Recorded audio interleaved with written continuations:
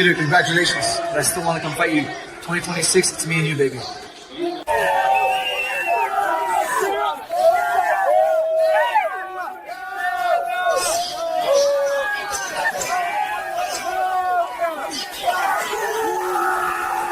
This is huge for Jan. Huge. Jan has been done dirty so many times in the UFC. This was epic. True. No! Yes! Yes! Yes! Go on, Piotr. Just go. I'm in the hospital with my brother Aljamain Sterling. And then my brother drinking his Funk Harbor rum. And I'm on the phone with my mother, Dedico. Quick, I'm job English surat. Holy smokes, there is a brand new UFC Bantamweight champion. His name is Petr Yan. If you would have told me in March of 2023, after Merab Dvalishvili absolutely steamrolled, dominated, I mean, it was not even close. It was one-way traffic throughout. Remember that fight in Las Vegas, a fight night before Merab became champion? If you would have told me on that night that some 2.5 years later they'd rematch and Petr Yan would fight Merab Dvalishvili the way in which he fought him tonight, and we'll get into it, but just to let you know what it was, in my opinion, it was 50-45 for Petr Yan.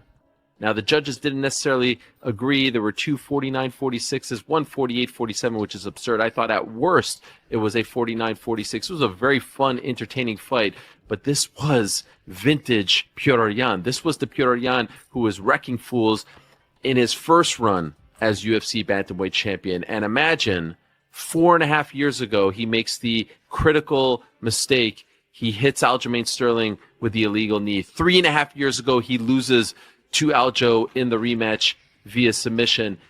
2.5 years ago, he loses to Merab. Now here he is, once again, the man in the bantamweight division. Dude, that's crazy. This fight's legit over. Jan's clearly up. Jan still looks fresh too. Oblique kick, and he's looking for that body shot again. He's looking for that body shot. He might go upstairs with a head kick. Merab needs a finish in this 5th round. It is over, boys. Oh, Jan almost eats a big shot. Good head kick from Jan. Jan shoots a takedown now. Don't get guillotine late. Takes down Merab emphatically. Holy shit, how good is Jan? This could be 50-45. There's no way Merab thinks he won. He's like celebrating and talking. Dude, Merab's embarrassing himself talking to the crowd. What a fucking performance. How good is... They're not giving Merab a rematch. They're not giving Merab a rematch. It's going to be Umar Yan or O'Malley Yan. Yan whooped him like a dog, man. I don't know if... I hate to say it. I don't know if Merab deserves a rematch. He got whooped. One of the toughest fighters that I've ever come across. And let's just say, Merab and I didn't get off on the right foot early on. I have nothing but respect for him and everything that he's accomplished.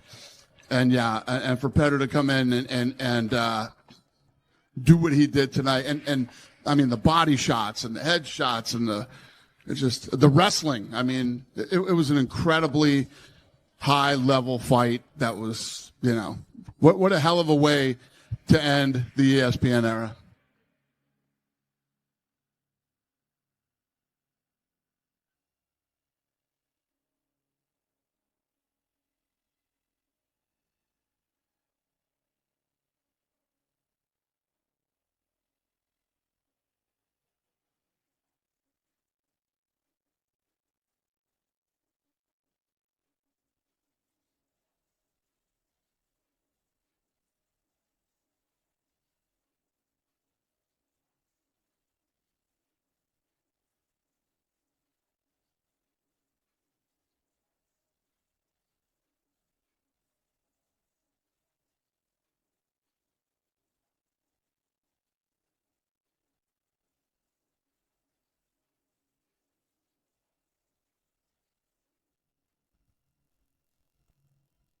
No!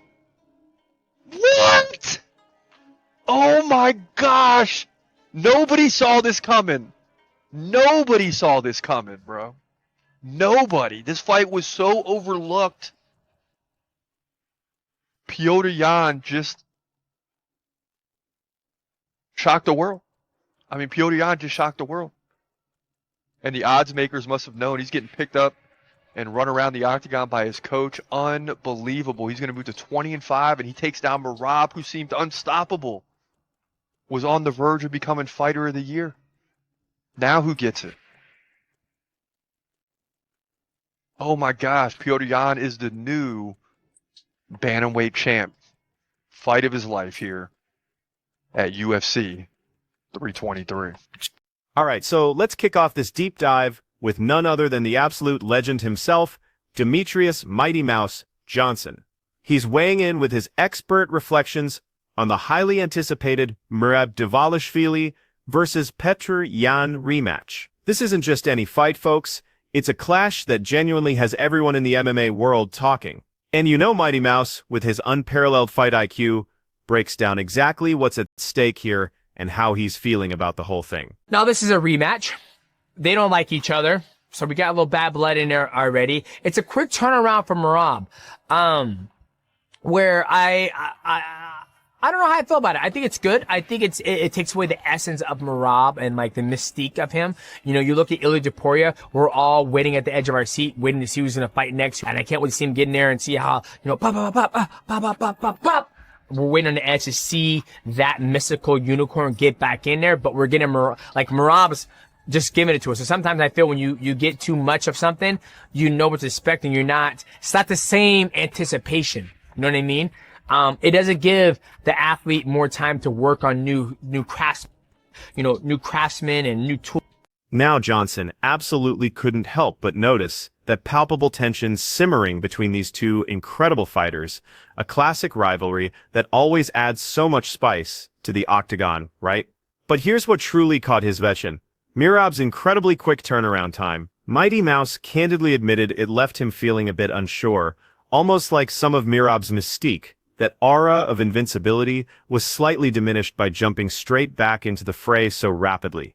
He even drew a compelling comparison to another explosive talent, Ilia Topuria, explaining that when a fighter is constantly active, it naturally reduces that thrilling suspense and anticipation fans usually feel for their next appearance. And that's not all. Johnson astutely pointed out that such a rapid turnaround also severely limits a fighter's precious time to meticulously develop new skills or strategically add new tools to their already impressive arsenal, potentially hindering their overall evolution. Who do I have winning this fight between Merab Dvalishvili versus Petr Yan? I'm going to go with Merab Dvalishvili, the machine. Now, I know when I said the keys to victory, I gave you only one. It's because Merab knows what he's doing. Like, he says it. He told me off camera and on camera, he knows what he's doing. He knows how to fight. He knows how to navigate a fight.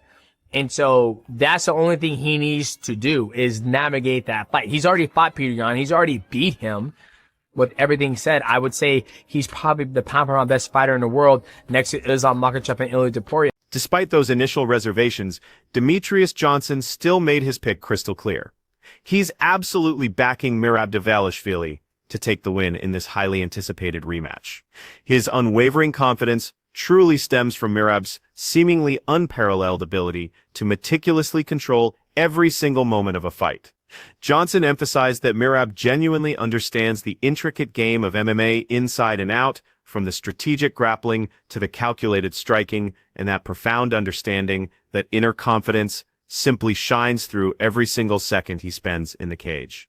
Considering Merab already holds a definitive win over Petr Yan from their previous encounter, Johnson fully expects him to repeat that impressive result, a victory that would firmly cement his status among the absolute elite, placing him shoulder to shoulder with other top-tier fighters in the world, like the dominant Islam Makhachev and the electrifying Ilia Topuria. He's got to get off to a fast start. He can't afford to go one round down. Yeah, it's a 5-round fight, and Yan certainly has a 5-round style, so that will help him in this matchup. But often, even in those 3 fights that he did win, he was He finds his groove in fights. He takes his time. He's not exactly fast out of the gate. You might call that a championship style because he's used to doing 5 rounds. In the 3-round fights that he had, he was able to get away with it. And yeah, this is a 5-round, but even still, you don't want to give Merab that mental advantage, because we saw against Corey Sandhagen, we saw against Sean O'Malley. As soon as he feels that he's in control, then he just starts to run away with it and starts quite literally making fun of his opponents and kissing them and waving at Dana and talking and all kinds of stuff. You don't want to let Merab, who is flying high with confidence, stacking up title defenses like crazy, you don't want to let him get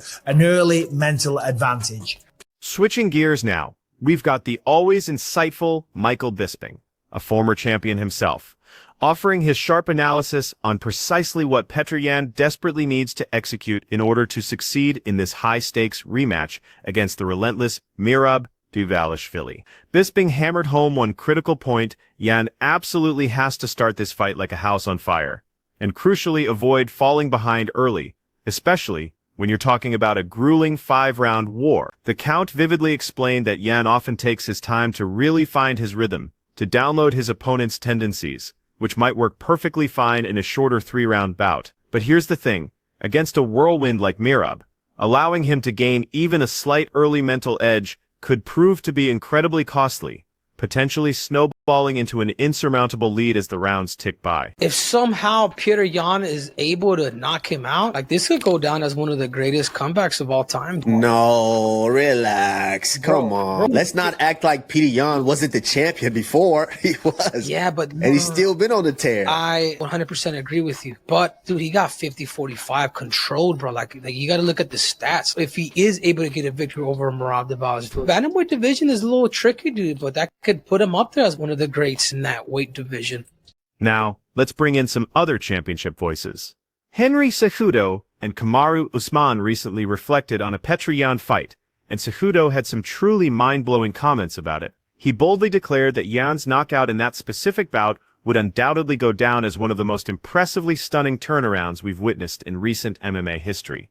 Usman, ever the pragmatist, was quick to remind Cejudo and us that despite any challenges, Yan has consistently remained a very serious contender in the division, truly a force to be reckoned with. Cejudo then elaborated, adding that even though Yan had seemingly been controlled in their previous encounter, his win over Merab firmly rocketed him right back into legitimate title contention, proving his incredible resilience and championship pedigree. Merab, he is my, friend. I was in Georgia, I love his country.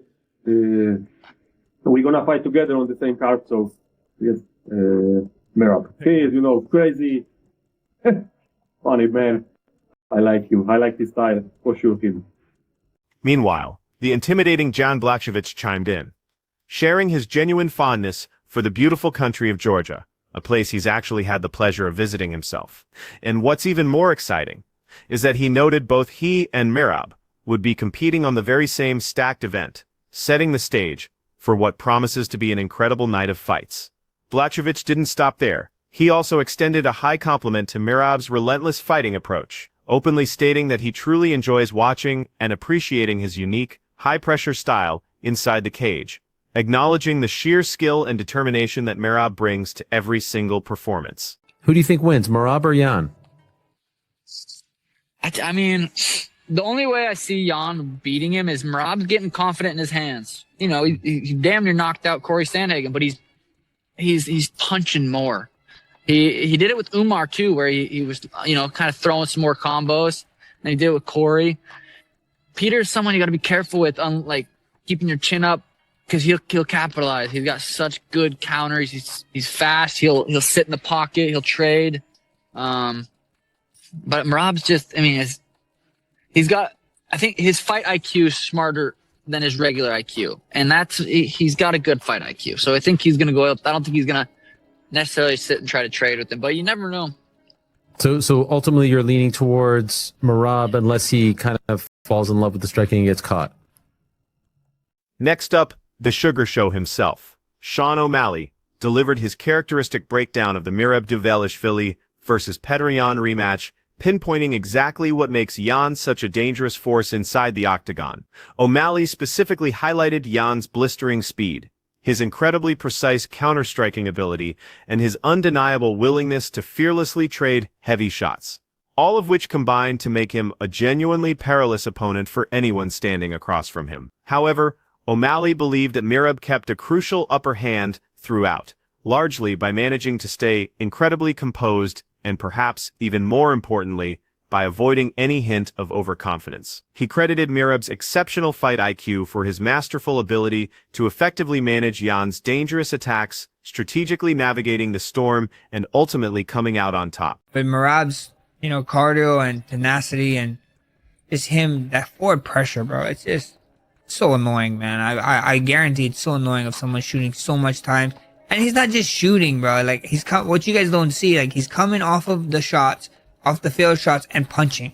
Like, you guys, like, for defensive guys, yeah, we want to punch and make them pay back too, but we're still thinking of, like, oh man, he might shoot again. So you don't want to be like, okay, I'm going to strike here, boom, boom, he's back on your legs. It's irritating to do, but it's something that Merab has mastered, and it's hard to bet against him, I hope he goes out there. I'm going with Merab on this one. I hope he goes out there.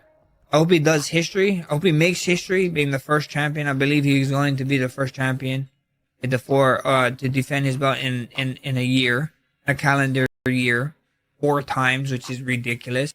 Yeah, that's pretty much what I'm thinking, declared the incredible Max Holloway as he then launched into passionate praise of Merab Dvalishvili's truly elite-level cardio. He absolutely marveled at Merab's relentless, constant forward pressure, a style that he candidly called extremely frustrating for any opponent who has to face it. Holloway elaborated, explaining that Merab possesses this uncanny ability to keep relentlessly coming forward even after seemingly failed takedown attempts, immediately transitioning back into striking with potent force. This, my friends, creates an almost impossible dilemma for defensive fighters. How do you respond effectively without risking yet another smothering takedown? Holloway asserted that Merab has absolutely mastered this unique skill set, making him an incredibly tough fighter to bet against. He then confidently predicted a win for Merab. And here's the kicker. He expressed a hopeful wish that Merab would go on to make history, potentially becoming the very first champion to defend his belt an astounding 4 times in a single year, an absolutely incredible feat that would solidify his legacy. I'm biased. I'm always biased against Merab. I love Merab, bro. It's one of my favorite people in the world. Yeah, I'm going with Merab, bro. Merab is just operating on a different level right now. The one out of everybody, out of all the champions right now that are just operating at a different level above their weight classes, I'd have to say Merab has probably got the biggest gap between him and his competition. I don't know. I'd say it's a tie between him, Pantoja, and Topuria. When Georgian boys came up and caught on, boy. I like Georgia. I need to go there. I'm going to take a trip out. I'm going to pull up the guys. Joining the chorus of admiration, former UFC champion Jamahal Hill couldn't contain his excitement for the upcoming fight, and without hesitation, he picked Merab Dvalishvili to emerge victorious. He went so far as to call him one of his favorite people in the sport, truly articulating a powerful belief that Merab operates on an entirely different echelon compared to most champions, suggesting there's perhaps the largest gap between him and his competition. Hill emphatically noted that, in his opinion, only dominant figures like Islam Makhachev and the dynamic Ilia Topuria currently reside in a similar elite tier of their own. Jamahal also openly expressed his deep admiration for Georgian fighters in general, passionately stating his desire to someday visit Georgia to meet these incredible athletes and connect with them in person. I tell you what, a lot of people are counting out Peter Yan, and I feel like they're making a mistake. This guy, supposedly, he had a broke hand in their first match, and when you watch them fight, it kind of does look like he has a broke hand. He's not winging it with full power. Now, Merab is hungry for a knockout. He's hungry for a knockout. He's hungry for a TKO, and that is where I think Peter Yan has the opportunity to crack Merab when Merab is swinging. You saw it against Corey Sandhagen when he really started to flurry against Corey Sandhagen. That chin is floating. That chin is floating, and Peter Yan is a master of boxing with little 4-ounce gloves. Anything can happen. However, offering a crucial counter perspective, the respected coach Tim Welch issued a stern warning to Merab. Do not, under any circumstances, underestimate Petr Yan. He pointed out that far too many people were prematurely counting Yan out of this rematch, calling it a dangerous mistake. Welch then shed some vital light on their first encounter, explaining that Yan had been significantly limited by a nagging hand injury, which directly impacted his notorious power. Furthermore, Welch highlighted a potential vulnerability in Merab Dvalishvili's otherwise aggressive style, noting that when he's wildly swinging for knockouts, as seen in a recent flurry against Corey Sandhagen, he can leave himself exposed. And here's where Yan comes in. Welch emphasized that Yan's renowned boxing precision, especially with those unforgiving small gloves, gives him a genuine high-percentage chance to exploit precisely those kinds of openings. Do I think Merab should be the favorite that he is?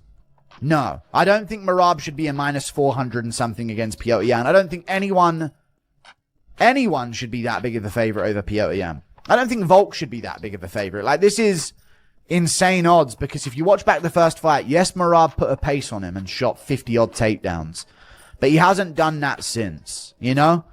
He's done a bit more of the striking, and I think that's going to make this a lot more competitive. But Merab's such a tank, and he's so physical, and he just goes for so many takedowns, and Yan actually did probably the best job stuffing them. I know that so many were shot on him, but in terms of how many he stuffed for how many he were shot, other than Aldo, who's got godlike takedown defense and is huge for the division and bigger than Petr Yan. In a similar vein, an astute MMA guru voiced his incredulity, openly questioning why Merab Dvalishvili was being established as such an astronomically heavy favorite over Petr Yan, even going so far as to label the betting odds insane. He conceded that while Merab did indeed pressure Yan relentlessly with over 50 takedowns in their initial clash, Yan, in the guru's view, had subsequently added more striking sense to his game, a strategic development that he believed would inevitably make this rematch a far more competitive affair.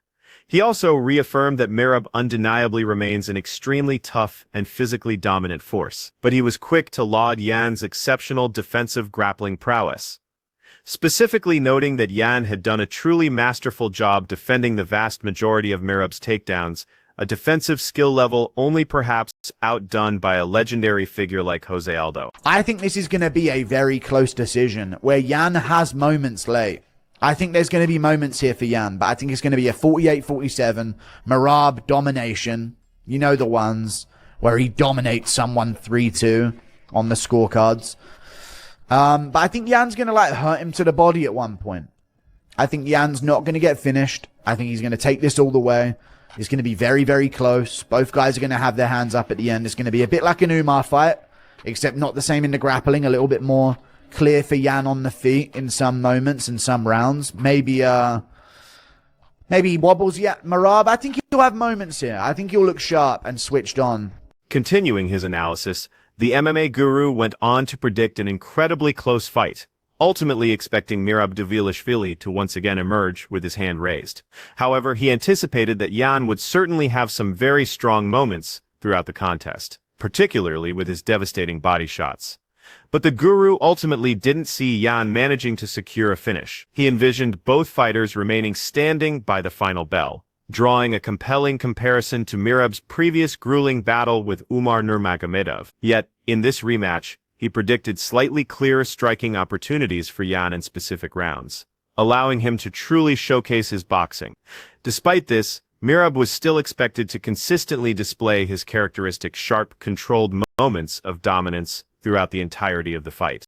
Yeah, I thought it was very interesting when Petr Yan mentioned that if you look back at the fight, he didn't use his right hand, and I hadn't noticed until he mentioned it. So we might see a completely different fight. We may, who knows? But I really love that matchup. I think it's going to be an action-packed fight. I think it's going to be hard for Merab to cycle through the takedowns the way he did with Corey Sandhagen against Petr Yan, and I'm only saying that based on the fact that Petr Yan is a little bit shorter, and it's going to be harder for him to get in those hips at the same, frequency as he did with someone who's much taller. So it's going to be it's easier to get in on taller guys, and I think with Petr Yan it might be a little bit harder. And if he was right and his hand was compromised the first time, he might have a surprise for Merab. But I really think Merab is he's been on fire, and he's going to be hard to beat for anybody. And I can't wait to watch that fight. Meanwhile, Zabet Magomedov offered his perspective, finding the Merab Dvalishvili versus Petr Yan rematch to be utterly enthralling, a unique way of expressing just how intriguing this matchup truly is. He made a crucial observation, noting that Yan hadn't really utilized his powerful right hand much at all in their first fight, a detail that could potentially make this upcoming bout feel entirely different, a whole new challenge. Zabet fully expected Merab to face a significantly tougher takedown challenge this time around, acknowledging Yan's defensive improvements. However, despite that, he still firmly believed that Merab was in absolutely excellent form and remained an incredibly tough opponent for anyone brave enough to step into the octagon with him. How do you bet against Merab? Like, how do you go against that? I think Merab has the ability to not that he's trying, but he has the ability to make you look boring, right? In Peter Yan, and I think he can do that. I think Peter will be improved from the last fight simply because he's not going into this fight injured and have all of those things. But I don't think Merab is gonna. I think he's intelligent in the fact that he doesn't have. You notice he doesn't really get sucked into your game, regardless of how much shit you talk. Regardless of what you say in the cage, outside of the cage, like Merab is going to stay Merab. And I just don't know. And I could just see it kind of being like the last fight he had against Sandhagen. It would be competitive, but I just don't see Peter beating him.